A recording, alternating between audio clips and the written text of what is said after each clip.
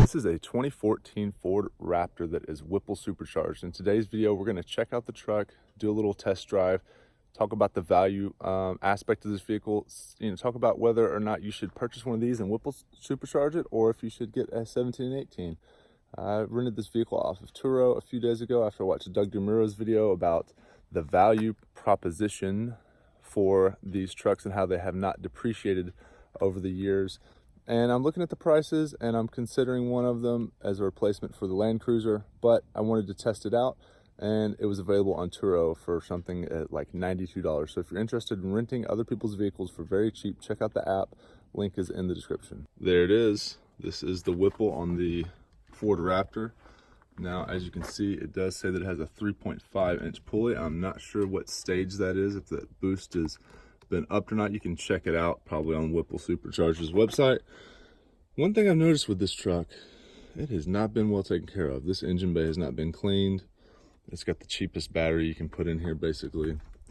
And I've noticed that there's overspray on this coolant reservoir. So definitely this has been painted. I'm not surprised if this truck is just, the front bumper's been painted also. You can tell it looks terrible. You can see that the colors here are they're just not factory. These have been repainted, definitely been repainted. I don't know what to say about this vehicle exactly. There's numerous body damage all around the vehicle, and this truck is a 2014 and it looks like it has just been through hell and back. So essentially this truck has had the crap beat out of it, and I love it. It's still a fun truck. When I first jumped into it, it was really big. So, if you're looking for these trucks, obviously, you know the size of them. If you don't know the size of them, you need to go ahead and drive one. If you live in the city, especially, because they are big trucks. They drink a lot of fuel, and it's just something that you're going to need to experience. This is wider than a regular F-150. It actually has to have these markers on the bumper through this. Yeah, as you can see there. You do have projector headlights. This is the big classic Ford Raptor grille. All right, stepping into the Ford Raptor, you do have this keypad that you can use. This has had running boards installed. I'm not sure if those are OEM or not. I'm not sure if those wheels are OEM or not either, but who cares? Now, these are power folding mirrors, it says. All right, you have your typical F-150 switch gear here. Here's your folding and unfolding. Lots of storage. The Sony sound system is actually really good in this vehicle. The Raptor seats, if you can't tell, they say Raptor on them. They're actually pretty supportive. They're nice, black leather. The rear of this truck has tons of room, and you can easily sit 4 adults in this vehicle. Now, you do have a sliding window here. Media buttons, all this display stuff. Let's go ahead and start it up. This vehicle has 39,000 miles on it. There's my average fuel economy, 10.5 miles per gallon. And I just want to go through this display. You have gauge mode.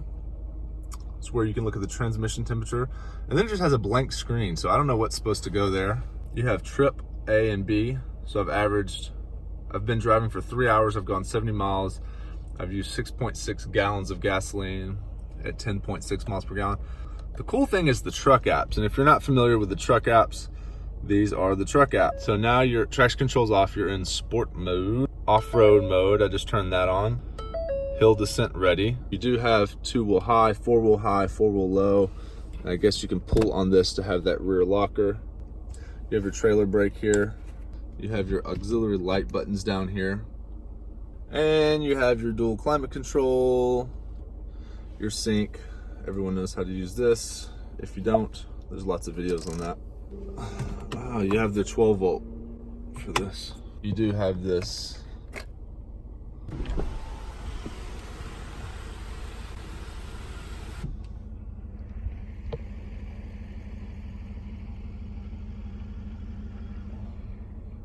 Let's check out the other modes. So you can go over here.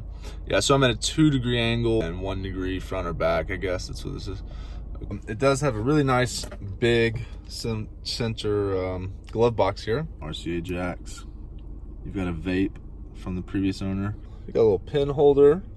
You got your cell phone. I don't know what kind of cell phone would fit in there. Oh, your MP3 player, just in case you still use that. Probably don't. The owner claims it has 620 horsepower. I did a little research on 91 octane. Whipple claims that these make about 500 at the wheel. So I've seen anywhere from 485 to around 500 at the wheel. I'm not sure if this is stage 2, but regardless, let's take it for a rip. Let's go automatic mode first and just see how that goes. So hopefully no Porsches or things come up behind us on this canyon here. So right off the bat, this truck is really big, and you're gonna notice it driving, especially if you live in the city. This thing is just really big to drive in the city. Now, what I noticed in the city when I was driving this vehicle, it felt a little bouncy, a little choppy, a little unstable, but as I get up here in the canyons and I start putting a little speed, turning into these corners, feeling the weight of the vehicle be thrown around, it actually feels better with a little bit of weight transferring back and forth than it does just going down a straight kind of bumpy road through the city. So, I mean, I guess that makes sense because of the suspension, the Fox Racing suspension. This does have a 6-speed automatic transmission. You can control it manually through the gear shifter here. Sport, advanced track sport mode, okay. Then we're just gonna hold this traction control button for about 5 seconds. And we're gonna get traction, advanced track disabled.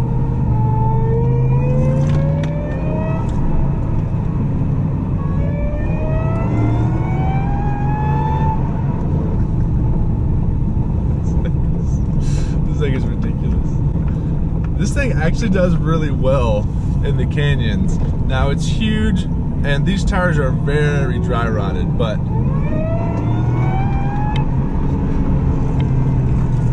big truck flying through these canyons is something, let me tell you.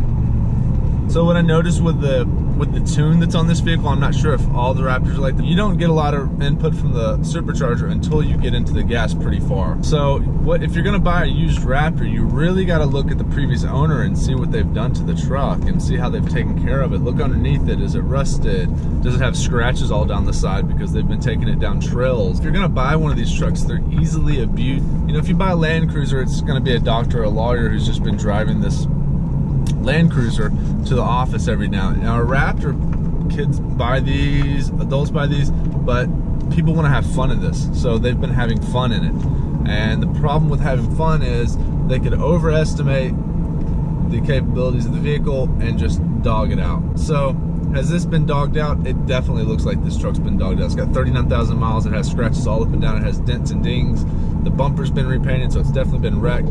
It's got a Whipple Supercharger on it, so who knows, you know, how many wide open pulls this thing's had. Do your research and do a history report, Carfax, and see if the owner's taking really good care of it. I mean, the new Raptor has the 3.5 liter twin turbo V6. This has the big 6.2 liter. So which one would I prefer? Would you prefer the 6.2 liter with the Whipple, or would you prefer 3.5 liter twin turbo with a 10-speed automatic? The 10-speed automatic would be nice to have, I'm not gonna lie. The V8 sounds way better. The torque of this V8 is pretty amazing, although the pedal response is not like that in a Mustang. They've got this truck set up and tuned to where the throttle response is a little bit more gradual until you go full throttle. Once you go full throttle, you get full throttle. You would get better gas mileage with a 10-speed automatic. Would it be more fun? Not necessarily. Some headers on this truck with a sport exhaust system and the Whipple would be amazing. Now, this truck makes about 500 to the wheel, 490 to the wheel, and a factory 2017, 2018 Raptor with the twin turbo V6 makes about 365 to the wheel, maybe it's at 385, so right under 400 wheel horsepower. Granted, it is 500 pounds lighter, so if you add 10 horsepower per 100 pounds, that would be 50 extra horsepower. Let's compare the two. Let's add 50 extra horsepower to the newest Raptor because it's 500 pounds. Each 100 pounds gives you 10 horsepower. So 385 plus 50 is 95, 405, 15, 25, 35, 435 to the wheels. Though it's 500 pounds heavier, should still be making about, and it should feel like it's making about 50 more wheel horsepower. And it kind of does. It kind of feels brutal. First gear is useless. If you just stomp it, it'll spin the tires.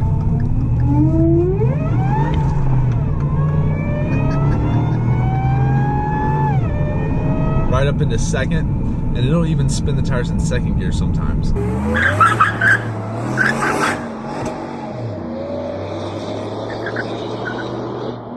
Down in third, 3,000 RPMs.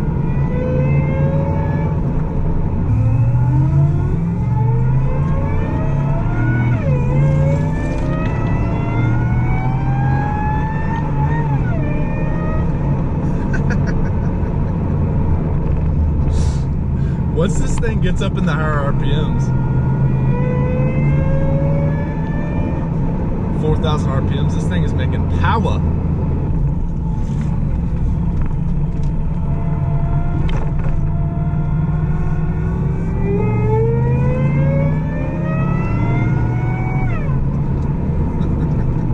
Is this a good value?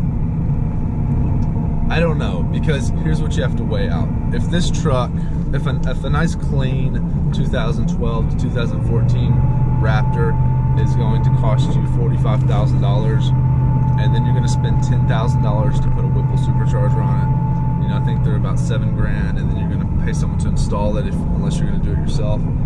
Let's just say it costs $2 grand for the installation. Let's just say things are a little bit expensive. So you've got $8,000 on top of the 45. You're at about 53. Well, for about another $10,000, you can have a brand new truck that you know, with a warranty, that, because that's how much the used, like a barely used 2017 or 2018 Raptor are go for. They're about 63 to 65 right now.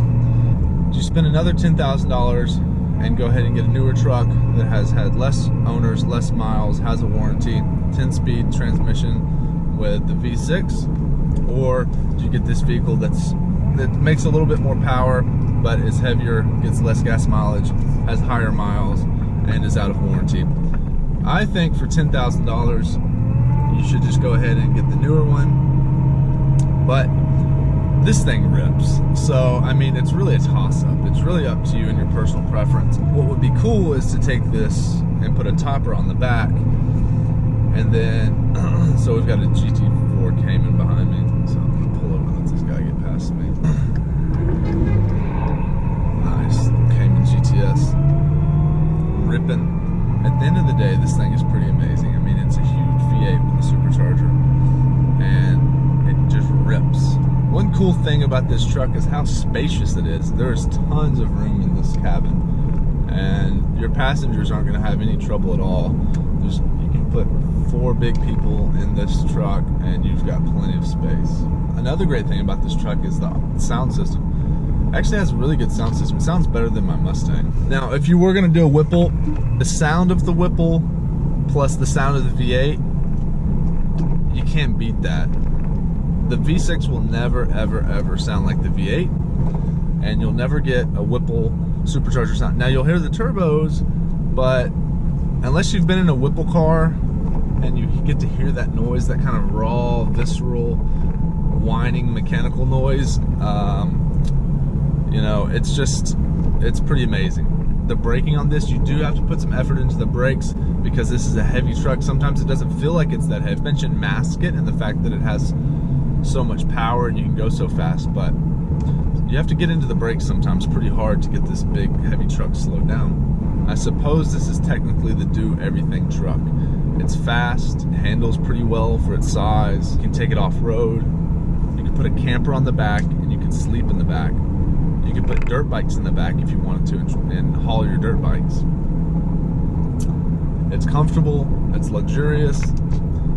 Is it as nice as a Range Rover? Obviously not, but it's not as expensive as a Range Rover. The gas mileage since I've been driving it, 10.3 miles per gallon.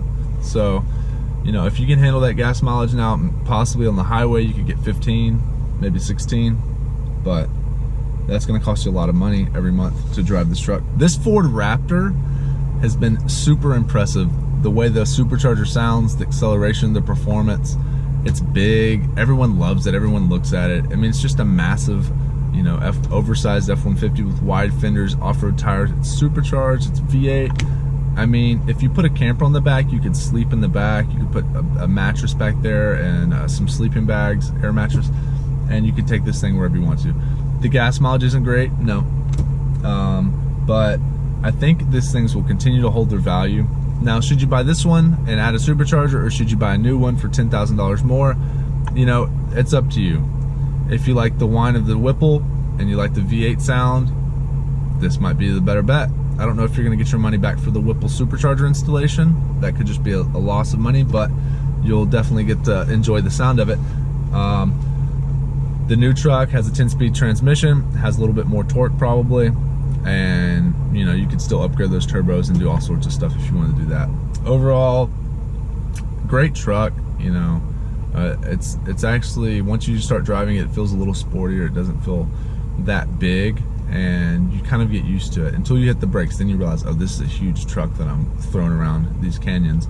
It makes tons of power and sounds great, and you can rent it on Turo for $92. So in the comment section, let me know if you would prefer the Whipple Supercharged V8 Raptor or the new Raptor with the twin turbo V6 and the 10-speed automatic transmission. Let me know in the comment section below. I'm curious to see what the audience prefers. It's been a lot of fun driving it.